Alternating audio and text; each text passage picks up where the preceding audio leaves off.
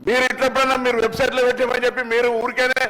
మాట్లాడదు ఎవరికైనా వెబ్సైట్లో అందుబాటులో ఉండని ఆ ప్రభుత్వం మీరు దాని తదుపరి లేకపోతే ప్రభుత్వం ఆనాడు ఉన్న అధికారులు ఇవ్వాలని ఉన్న అధికారులు కదా స్టేట్మెంట్ ఇప్పేది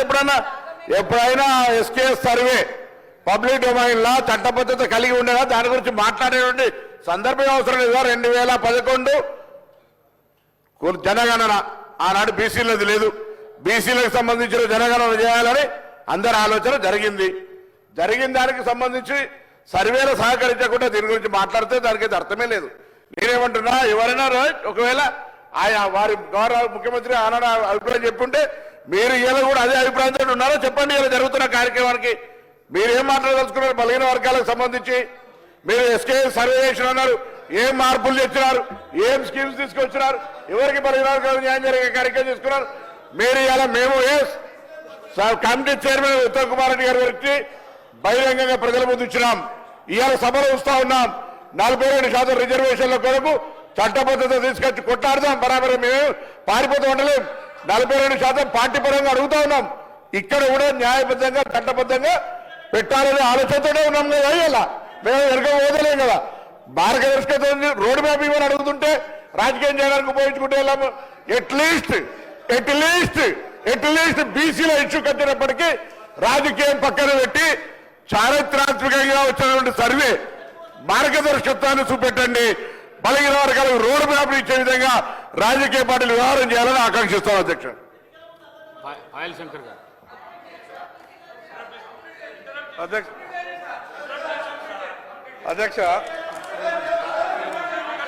అధ్యక్ష నేను చెప్పినటువంటి అధ్యక్ష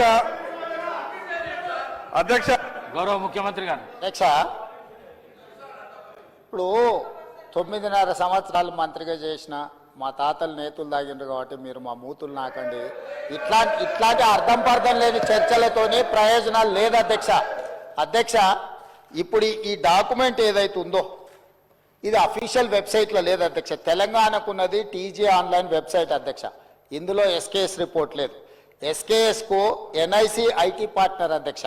ఎన్ఐసి వెబ్సైట్లో కూడా ఈ డేటా డాక్యుమెంట్ లేదు ఈ డాక్యుమెంట్ ఎక్కడుంది అధ్యక్ష ఎంసీఆర్ హెచ్ఆర్డి వెబ్సైట్లో ఉంది మరి చెన్నారెడ్డి హ్యూమన్ రిసోర్స్ దాంట్లో ఇందులో ఉంది ఈ వివరాలు ఎవరు తయారు చేసిండ్రు ఎవరు అందులో పెట్టిండ్రు ఎవరు ఓనర్షిప్ క్లెయిమ్ చేయలేదు అధ్యక్ష పాయింట్ నెంబర్ 1 పాయింట్ నెంబర్ 2 అధ్యక్ష ఈరోజు అధ్యక్ష ఆ రోజు 12 గంటలలో మేము చేసినాం అన్నారు కదా ఆ రోజు ఎవరెవరిని ఎంగేజ్ చేసిండ్రో అడుగు అధ్యక్ష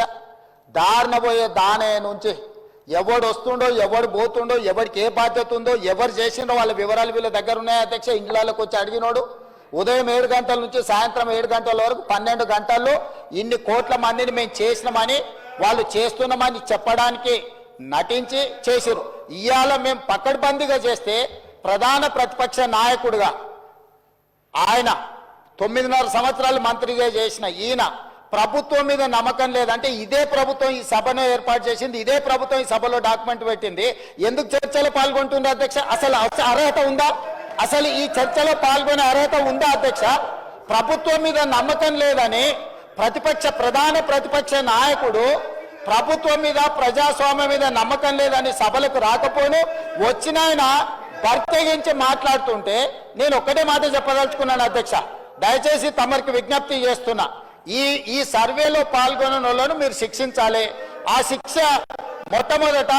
ఈ సర్వేలో పాల్గొన్న వాళ్ళకు మీరు మైక్ ఇవ్వద్దు అధ్యక్ష సర్వేలో పాల్గొంటేనే మైక్ ఇవ్వండి దయచేసి ఎవరైతే ఈ సర్వేలో పాల్గొనలేదో ఈ సభలో మాట్లాడే అర్హత లేదు వాళ్ళకు దయచేసి తమరు మైక్ ఇవ్వద్దని అందరు సభ్యుల తరఫున నేను మీకు విజ్ఞప్తి చేస్తున్నా అధ్యక్ష